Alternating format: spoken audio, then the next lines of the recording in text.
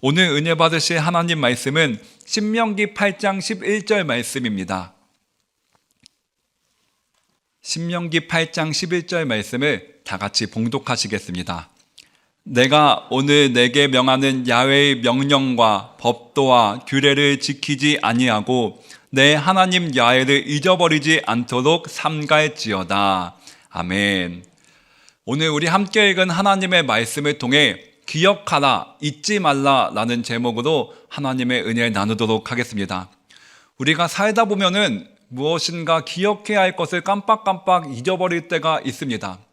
저도 요즘에 부쩍 그런 일이 많아졌는데요.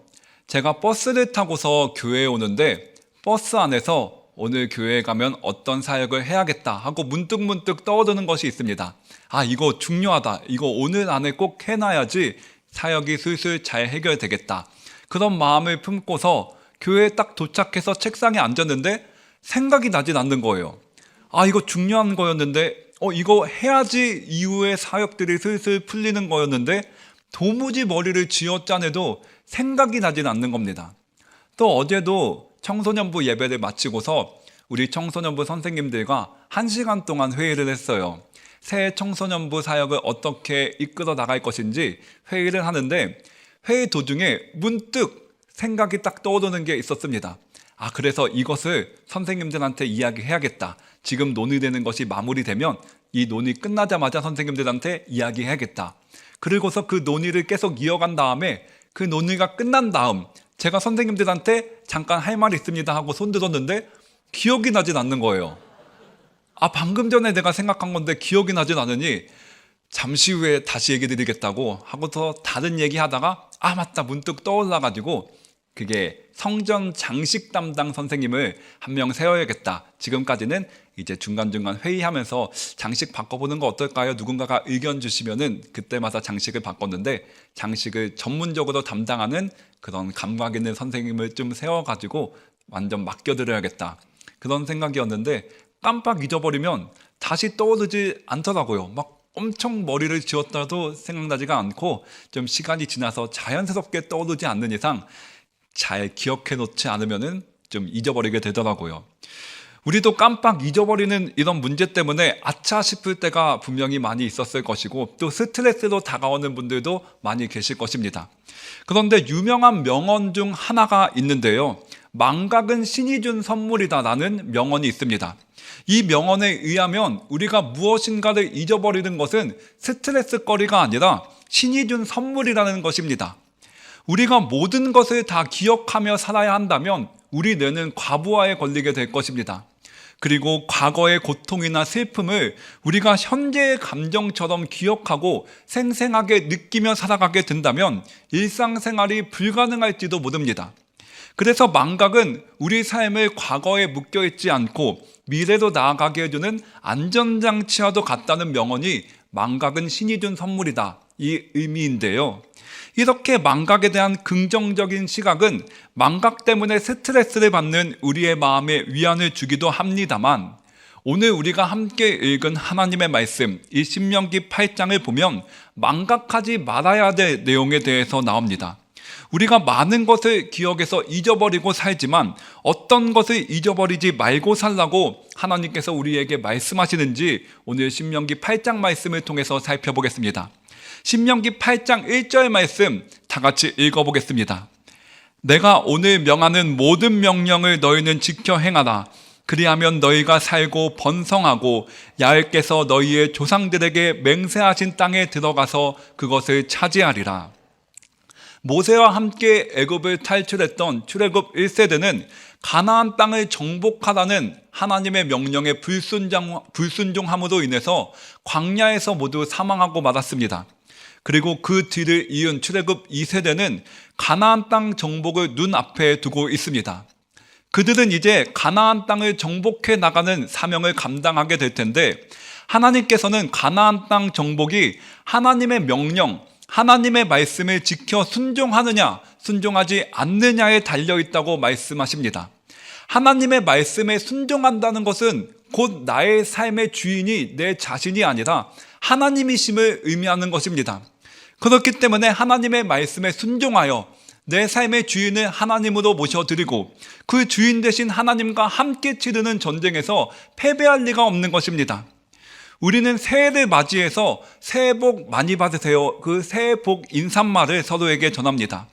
그 말에는 새해에는 행복이 가득하기를 바란다는 그런 소망이 담긴 말인데요. 사람이라면 누구나 행복한 삶을 살기를 원하기 때문에 새해 복 많이 받으세요. 이 인사말이 우리에게 아주 자연스럽게 정착된 것 같습니다. 하지만 행복의 조건을 우리가 세상에서 찾으면 우리의 마음에 만족함이 생기기가 어렵습니다. 누군가는 행복의 조건을 건강에 두기도 하고, 누군가는 돈에 두기도 하고, 누군가는 좋은 사람과의 관계에, 누군가는 좋은 직장에 두기도 합니다. 우리 다음 세대 아이들 같은 경우에도 얼마나 성적과 대학에 관심이 많은지 모릅니다. 그리고 또 친구 관계, 이성 관계에도 관심이 많이 있는데요. 이러한 부분에 관심이 많은 이유는 궁극적으로 그러한 것들이 내 삶에 행복을 가져다 줄 수 있다고 생각하기 때문입니다. 하지만 이러한 행복의 조건들은 허상에 불과합니다. 진정한 행복을 가져다 줄 수 없기 때문입니다. 가지고 있다가도 없어질 수 있는 것들이며, 가지게 되었다고 해도 더 많이 가진 사람을 보며 비교하게 되는 것이 사람의 본성이기 때문입니다. 더 나아가 우리 사람은 하나님의 형상대로 창조함을 받은 존재이기 때문에, 하나님과 같이 영적인 존재이기 때문에 진정한 행복과 진정한 만족은 우리 영혼을 가득히 채워주시는 하나님의 임재만이, 하나님과의 친밀한 관계 안에서만이 우리에게 진정한 행복을 가져다 준다는 것입니다.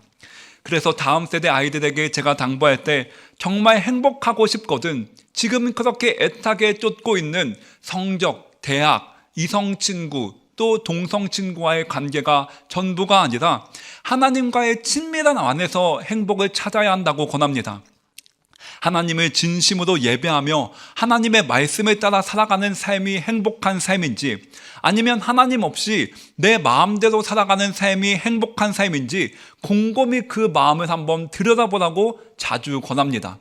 매 주일마다 예배드리는 것이 때때로는 부모님의 강요 속에서 이루어지기 때문에, 때때로는 매 주일마다 드리는 쳇바퀴 같은 삶 때문에 뭔가 마음 가운데 깨달아지는 것이 없다고 하더라도, 과연 그 예배 안에서 우리가 하나님의 말씀을 듣고 하나님께 기도할 때 그 내 마음과 내가 이 세상에 나가서 음란함과 방탕함으로 물든 이 세상의 문화 그대로 내가 취해서 살아갔을 때 과연 어느 때에 더 내 마음 가운데 감사가 있고 평안이 있고, 어느 때에 내 마음 가운데 짜증이 있고 불평이 있는지 한번 그 마음을 곰곰이 들여다보라는 것입니다. 출애굽 2세대는 진짜 행복이 하나님 말씀에 순종할 때 주어진다는 것을 그들의 부모 세대인 출애굽 1세대가 광야에서 죽어나가는 것을 보면서 뼈저리게 깨닫게 되었습니다. 출애굽 1세대가 불순종함으로 얻었던 그런 파멸은 곧 내 마음과 내 뜻대로 행했을 때 주어진 것이었습니다. 그들은 내 마음과 내 뜻대로 행했을 때 그것이 참된 자유고 행복이라고 여기면서 그 길을 따라갔지만 그 결과는 파멸이었던 것입니다. 그래서 하나님께서는 앞으로 펼쳐질 신명기 8장 말씀을 보면 마치 출애굽 2세대가 가나안 땅을 이미 정복한 것처럼 말씀하십니다. 그들은, 출애굽 2세대는 하나님의 말씀에 순종함으로 가나안 땅을 정복하게 될 것을 하나님께서 미리 예언해 주신 것입니다. 대신 하나님께서는 출애굽 2세대를 비롯한 추후 이스라엘 백성들이 가나안 땅을 차지하게 된 이후에 하나님을 잊어버리게 될 것을 염려합니다. 신명기 8장 2절 말씀 우리 이어서 함께 읽어보겠습니다. 내 하나님 야훼께서 이 40년 동안에 내게 광야길을 걷게 하신 것을 기억하라. 이는 너를 낮추시며 너를 시험하사 내 마음이 어떠한지 그 명령을 지키는지 지키지 않는지 알려 하심이라. 하나님은 출애굽 2세대에게 광야길을 걸었던 어려웠던 순간들을 기억하라 말씀하십니다. 우리는 어려웠던 지난날 나의 삶의 순간들을 떠올려 보면 저절로 겸손해지게 됩니다. 지금 만약 내 삶에 큰 어려움이 없고 나름대로 편안한 삶을 살고 있다고 하더라도 힘들고 어려웠던 과거의 시간 속에서 기도 외엔 아무것도 할 수 없었던 순간들을 떠올려 보면 나의 연약함을 되새기게 되고 의지할 수 있는 하나님이란 존재가 내게 있다는 것에 대해 감사하게 됩니다. 매일의 삶을 하늘에서 내려오는 만나로 연명해 나갈 수 있었던 것처럼 매일의 삶을 기도를 통해 주어지는 그 하나님의 위로의 은혜로 연명해 나갈 수 있었던 그 날들을 기억하라는 것입니다. 이렇게 하나님은 어려웠던 시간들을 기억하며 하나님을 마음에 새기라고 명령하심과 동시에 하나님을 잊지 말라고 또한 명령하시는데요. 그것이 신명기 8장 11절 말씀, 우리가 함께 읽은 말씀입니다. 한 번 더 읽어보겠습니다. 내가 오늘 내게 명하는 야훼의 명령과 법도와 규례를 지키지 아니하고 내 하나님 야훼를 잊어버리지 않도록 삼갈지어다. 여기서 잊어버리지 않는다는 것은 제가 처음에 언급했던 것처럼 깜빡 잊어버리는 그런 망각을 의미하는 것이 아닙니다. 여기서 말하는 잊어버림이란 하나님이 더 이상 내 삶의 주인으로서 작동하지 않고 있는 상태를 의미합니다. 즉 출애굽 2세대가 가나안 땅에 정착하여 안전함과 만족감을 누리며 살아가게 될 때 광야 생활 어려웠던 때처럼 하나님을 의지하는 기억이 사라지면서 하나님을 잊어버리게 될 것이라는 경고의 메시지입니다. 그 경고의 메시지가 신명기 8장 12절부터 14절까지 계속 이어지는데요. 제가 이 부분을 읽어보면 내가 먹어서 배부르고 아름다운 집을 짓고 거주하게 되며 또 내 소와 양이 번성하며 내 은금이 증식되며 내 소유가 다 풍부하게 될 때에 내 마음이 교만하여 내 하나님 야훼를 잊어버릴까 염려하노라. 야훼는 너를 애굽 땅 종되었던 집에서 이끌어내시고, 이렇게 기록되어 있습니다. 제가 새벽 예배 때 몇 번 언급한 내용이지만 조용기 목사님께서 살아생전에 이와 비슷한 설교를 하신 적이 있습니다. 저도 참 축복받은 세대인 게, 제가 어떻게 보면은 조용기 목사님께서 강단에서 선포하시는 설교 말씀을 들은 마지막 세대에 속합니다. 제 한세대학교 신학과 후배들은 조용기 목사님의 설교를 별로 들어본 적도 없고 조용기 목사님에 대해서 잘 모르는 친구들도, 동생 후배들도 굉장히 많이 있었습니다. 그때는 좀 문화 충격이 있었어요. 조용기 목사님을 잘 모르는 사람들도 우리 한세대학교 순복음 신학교에 들어올 수 있구나. 그때는 약간 문화 충격이었지만 그게 또 시간의 흐름이었겠죠. 아무튼 저는 이제 고등학교 때부터 부모님의 손길에 의해서 순복음교에 다니게 되면서 조용기 목사님의 설교를 많이 들으면서 지냈었는데요. 조용기 목사님이 이와 비슷한 내용의 설교 말씀을 해주셨던 적이 있는데, 하나님께서도 입장이 참 난처하실 것이라고 말씀하시면서 힘들고 어려울 때는 하나님 이 문제 해결해 주시기 전까지는 나 밥도 안 먹고 굶어 죽을 것이니 책임지십시오 하고 기도하고서 문제가 해결되고 배부르고 등 따스워지면 이제 기도도 안 하고 예배도 안 드리렵니다 하니 하나님이 어느 장단에 맞춰야 될지 모르실 거라고, 하나님도 참 난처하실 거라고 말씀하셨던 그 조용기 목사님의 설교 내용이 억양까지도 지금도 기억납니다. 너무 많이 공감이 되는 내용이기 때문입니다. 인생에서 걱정이 많이 사라질 때, 기도하지 않아도 살만해질 때를 주의하라는 것입니다. 저는 20대 초반에 많은 질병 치레를 한 끝에 이제 목회를 하기로, 신학교에 입학하기로 결심을 했었는데요. 하도 많이 병원을 입원하고 퇴원하고 입원하고 퇴원하고 하니까 그럴 때마다 담당 교구장님이 오셔가지고 위로해 주시고 기도해 주셨던 기억이 납니다. 그때 이제 이름도 기억이 나는데 김민철 목사님이, 지금은 어디 계신지 모르겠어요.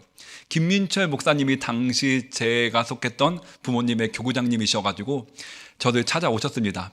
병원에 입원해 있는 저를 찾아와서, 재관아, 지금 이렇게 힘들지만 사람이 안 힘들면 기도 안 해. 이렇게 힘든 거는 하나님께서 그만큼 너를 사랑하시고 그만큼 또 너를 훈련시키기 위해서 기도시키기 위함이야. 그렇게 말씀을 주셨습니다. 근데 그때는 그게 전혀 공감되지 않았어요. 왜냐면은 목사님, 제가 이렇게 힘든 시간을 오랫동안 겪고 있으면서 어느 정도 이제 기도하고 이렇게 간절히 하나님을 찾고 결국에 신학까지 다짐하게 됐는데, 몸이 편해지고 건강해지면 그 건강한 몸으로 더욱더 많은 시간 활용해서 성경도 읽고 책도 읽고 하나님께 기도할 것 같은데요. 그렇게 제가 이야기를 했습니다. 목사님이 안 그래. 나중에 한번 보면 알게 될 거야. 진리의 말씀이더라고요. 와, 정말 등 따숩고 평안해지고 먹고 살기 좀 괜찮게 건강이 회복되니까 그 시간이 얼마나 조금씩 사라지는지요. 다윗이 사무엘 선지자로부터 기름 부음을 받고 골리앗을 무찌를 때까지만 하더라도 구국의 영웅으로서 인생길이 폈다고 생각했을 것입니다. 하지만 우리가 다들 알다시피 사울 왕의 질투와 미움을 받아서 그 왕의 어마어마한 군대에게 쫓기며 약 10년 정도를 죽음의 두려움에서 살아야만 했습니다. 만약에 대통령이 나를 미워해서 전 나라의 국방을 동원해서 나를 죽이려 한다. 그것을 10년 동안 도망쳐야 된다. 얼마나 큰 두려움입니까? 기도를 안 하려야 안 할 수가 없었습니다. 미치지 않고 살기 위해서는 기도를 해야만 했던 다윗이었습니다. 하지만 고난은 축복의 보자기라는 말이 있듯이 그 고난의 보자기가 풀어지고 큰 축복이 다윗에게 임했습니다. 이스라엘의 왕이 되었고 이스라엘은 날로 부강해지며 사방이 평안해졌습니다. 그렇게 날로 나라가 부강해지고 사방이 평안해지는 그 축복을 누리자 그렇게 하나님께 매달리고 그렇게 하나님께 기도하는 이 시편의 많은 시편의 주인공인 이 다윗의 삶에 기도가 사라지게 됩니다. 기도가 사라지니 하나님의 은혜가 사라지게 되고 그 틈을 비집고 들어오는 것이 마귀였고 죄였습니다. 그래서 음란 그리고 살인이라는 흉악한 죄를 다윗이 저지르게 됩니다. 밧세바와의 간음과 우리아를 죽이는 그런 사건을 벌이게 되는데 이후 나단 선지자의 지적을 받고 통회하며 자복하며 회개하여 하나님의 용서를 받기는 했지만 아버지로서 영적인 권위가 떨어지니까 다윗의 집에는 성범죄와 살인죄와 반역죄가 채워지게 됩니다. 기도의 끈을 놓아버린 대가가 이렇게 크다는 것입니다. 하지만 이 대가가 큰 길을 이스라엘 백성들이 따라가게 될 것이라고 하나님께서는 한탄하면서 이어서 말씀하십니다. 신명기 8장 17절 말씀을 읽어보면 그러나 내가 마음에 이르기를 내 능력과 내 손의 힘으로 내가 이 재물을 얻었다 말할 것이다. 한탄하면서 이렇게 하나님께서 말씀하고 계신 것입니다. 가나안 땅을 믿음으로 하나님의 말씀에 순종함으로 그렇게 정복해 나간 그 이스라엘 백성들이지만 정작 평안하고 등 따숩고 배부른 삶에 젖어서 하나님을 잊어버리게 될 것이라는 그 안타까운 한탄의 말씀인 것입니다. 하나님을 기억하라, 잊지 말라. 오늘의 설교 제목과도 같이 하나님께서도 경고함에도 불구하고 가나안 땅에서의 만족스러운 삶 가운데 하나님을 잊어버리게 되고 하나님을 떠나게 될 것을 미리 예측하신 그 하나님의 한탄인 것입니다. 우리 영혼은 하나님의 은혜의 빛이 우리 영혼 가운데 있느냐 아니면 어둠이 있느냐 둘 중 한 가지입니다. 기도를 통해 말씀을 통해 예배를 통해 은혜의 빛이 우리 영혼 가운데 있으면 그만큼 어둠이 물러가게 되는 것이지만 하지만 부지런히 내 자신을 쳐서 기도와 말씀과 예배의 자리로 나를 이끌고 가지 않으면 어둠이 내 영혼을 차지하게 되어버리는 것입니다. 내 자신을 쳐서 은혜 받는 자리로 가는 것이 결코 쉽지만은 않기 때문에 예수님께서는 누가복음 18장 8절에서 과부의 비유를 통해 말씀하시면서 내가 너희에게 이르노니 속히 그 원한을 풀어주시리라. 그러나 인자가 올 때에 세상에서 믿음을 보겠느냐 하시니라. 인자가 올 때에 세상에서 믿음을 보겠느냐 하시니라. 마지막 때에 세상에서 신실하게 믿음을 지키는 사람이 얼마나 있겠느냐는 아쉬움과 안타까움에 찬 예수님의 말씀이었습니다. 마지막 때가 되어갈수록 점점 더 영적인 침체에 빠지게 될 것을 예언하는, 우려하는 예수님의 말씀인 것입니다. 웬만한 각오로는 믿음을 지킬 수 없다는 것입니다. 굳센 각오가 있어야만 난 하나님께 매달려 있겠다, 하나님께 고정하겠다, 하나님께 예배하겠다, 하나님께 기도하고 하나님의 말씀을 읽겠다, 그런 굳센 각오가 있어야만 게으름을 비롯한 나의 죄의 본성을 이겨내고 또 나의 영혼을 삼키려고 하는 마귀의 계계를 물리치고 은혜 안에 거할 수 있다는 것입니다. 오늘처럼 내 자신을 쳐서 새벽을 깨워 하나님의 은혜를 사모하는 우리들은 이런 굳센 각오가 있는 사람들임을 제가 믿습니다. 하나님 보시기에 이 어두운 세상의 희망이며 기쁨입니다. 굳센 각오로 하나님을 따르기로 정한 우리의 삶에 하나님께서 함께 하신다고 성경은 분명히 말씀하고 있는데요. 이사야서 26장 3절 말씀을 제가 읽어보면 주께서 심지가 견고한 자를 평강의 평강으로 지키시리니 이는 그가 주를 신뢰함이니이다 기록되어 있습니다. 심지가 견고한 자, 하나님께 자신을 완전히 고정시켰다는 의미로 하나님을 내 삶의 이유이자 소망으로 두었다는 것입니다. 이 새벽을 깨우는 것이 어찌 쉽겠습니까? 남들처럼 좀 더 쉬고 좀 더 눕고 좀 더 자는 것, 그것이 우리의 삶 가운데 편한 일이지, 그런 나의 삶을 쳐서 새벽에 예배드리는 이 자리 가운데로 나오는 것은 굳센 심지가 견고하지 않는 이상 있을 수 없는 일입니다. 하나님께서 우리 가운데 심지가 견고해지는 은혜를 주셨기 때문에 우리가 그 은혜에 힘입어서 이 자리 가운데 나오게 된 것인데, 이 주께서 심지가 견고한 자, 하나님께 내 삶의 소망을 두고 하나님께 내 자신을 고정시킨 자를 평강의 평강으로 지키시리니 기록되어 있습니다. 평강의 평강으로, 히브리어로 샬롬 샬롬이 2번이나 반복됩니다. 이렇게 단어가 반복되는 것은 최상급을 표현합니다. 샬롬의 샬롬으로 지키시리니, 평강의 평강으로 지키시리니, 완전한 평강을 의미한다는 것입니다. 어떤 외부적 환경도, 이 세상의 그 어떤 질병도, 그 어떤 불안, 근심, 염려, 걱정, 두려움도 깨뜨릴 수 없는 하나님으로부터 오는 근원적인 평안, 근원적인 안식을 의미합니다. 하나님께 고정된 마음의 결과로 주어지는 열매가 바로 이 완전한 평강이라는 것입니다. 우리는 이 세상을 살다 보면 이 세상의 주변에 있는 내 마음을 흔들어 깨우는 그런 근심, 걱정, 두려움에 우리의 시선이 빼앗길 때가 참으로 많이 있습니다. 저 또한 마찬가지입니다. 은혜가 없으면 그만큼, 은혜가 없는 만큼 우리의 시선을 하나님이 아니라 근심, 걱정, 염려, 두려움으로 빼앗길 수밖에 없게 됩니다.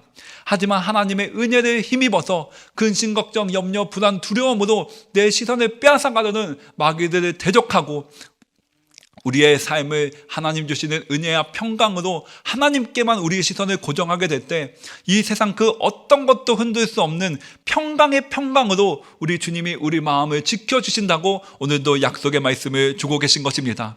하나님께서 주시겠다는 샬롬의 샬롬, 평강의 평강, 하나님께 심지를 견고히 해서 하나님께 내 마음을 굳게 고정하기로 결단한 자, 그 결단한 자에게 주시는 이 평강의 선물, 이것이 오늘 나의 것임을 믿습니다. 하나님이 주시겠다는데 막을 자가 없습니다.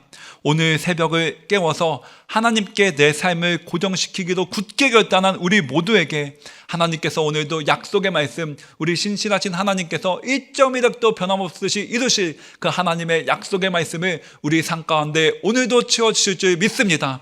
오늘도 우리의 시선을 온전히 하나님께 고정시켜 주심으로 말미암아 내 모든 상황을 알고 계시고 공감하시고 이해하시며 모든 것이 합력하여 선을 이루도록 우리 앞길을 예비해 주시고 우리 앞길을 인도해 주신 하나님, 그리고 수고하고 무거운 짐진 자들아 다 내게로 오라, 내가 너희를 쉬게 하리라. 내 모든 짐들 맡아주시고 받아주시고 내 영혼을 평안케 하시는 그 하나님께 우리의 시선을 온전히 고정함으로 인하여서 평강의 평강으로 우리 영혼을 채워주시는 그 하나님의 은혜를 모두 누리며 오늘 하루도 넉넉히 승리하는 우리 모두가 되기를 소망합니다.